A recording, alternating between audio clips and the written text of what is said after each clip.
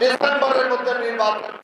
যারা বলেন ডিসেম্বরের পরে হবে নির্বাচন, তারা বলেন যুক্তি দিয়ে বলেন কেন ডিসেম্বরের পরে। আমরা গণতন্ত্রের জন্য লড়াই করেছি। বাংলাদেশের মানুষ এক দফা ফাঁদের পতন এবং নির্দলীয় নিরপেক্ষ সরকারের নির্বাচন, এই এক দফার একটা অংশ আদায় হয়েছে। ওটাই প্রথম কাজ, ওটাই প্রধান কাজ। গণতন্ত্র ফিরিয়ে আনার কাজ, জনগণকে তার অধিকার ফিরিয়ে দেওয়া, জনগণের নির্বাচিত সরকার প্রতিষ্ঠা, দায়িত্ব সরকার প্রতিষ্ঠা প্রধান কাজ। জনগণকে জবাবদিহিতা করতে বাধ্য এমন একটা সরকার প্রতিষ্ঠায় প্রধান কাজ। এই কাজের দায়িত্ব তারা নিয়েছেন, আমরাই নিয়েছি। অন্তর্বর্তীকালীন সরকার, মনে রাখতে হবে আপনারা স্থায়ী সরকার নন, আপনারা নির্বাচিত সরকার।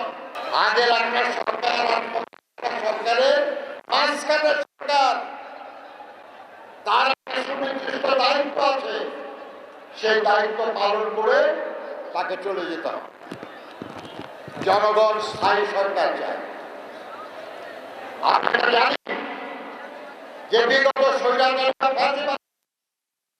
বাংলাদেশের সমস্ত প্রতিষ্ঠান, সেটা রাজনৈতিক বলেন, অর্থনৈতিক বলেন, প্রশাসনিক বলেন, সাংবিধানিক বলেন, সব প্রতিষ্ঠানকে ধ্বংস করে দিয়ে গেছে।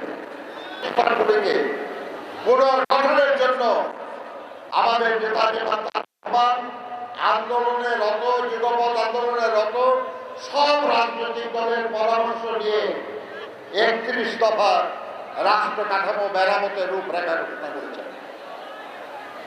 আমরা অত্যন্ত গৌরবের সাথে বলতে পারি, যারা সংস্কারের কথা বলেন তারা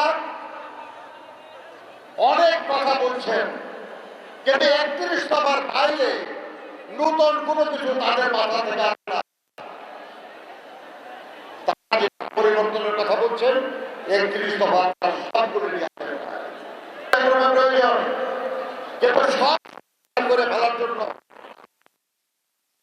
হয় না। আমরা বলে সুষ্ঠু নিরপেক্ষ নির্বাচনের যে সরকার জরুরি, সেই সব সম্পন্ন করে যত দ্রুত সম্ভব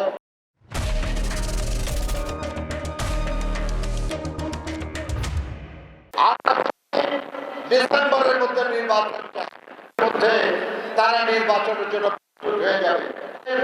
ঐক্যমত্য কমিশন যেটা হয়েছে, তার প্রধান বলেছেন, পত্রিকা এসেছে, আগামী ১ মাসের মধ্যে তারা তার আলোকে একটা সনদ করতে পারবে। আর তাহলে জুন মাসের মধ্যে সংস্কার নির্বাচনের। আমি বারবার বলেছি, যারা বলেন ডিসেম্বরের পরে হবে নির্বাচন, তারা বলেন যুক্তি দিয়ে বলেন কেন ডিসেম্বরের পরে। কোন কোন দল এখনো সংগঠিত হয় নাই, তারা সংগঠিত হওয়ার জন্য সময় দরকার।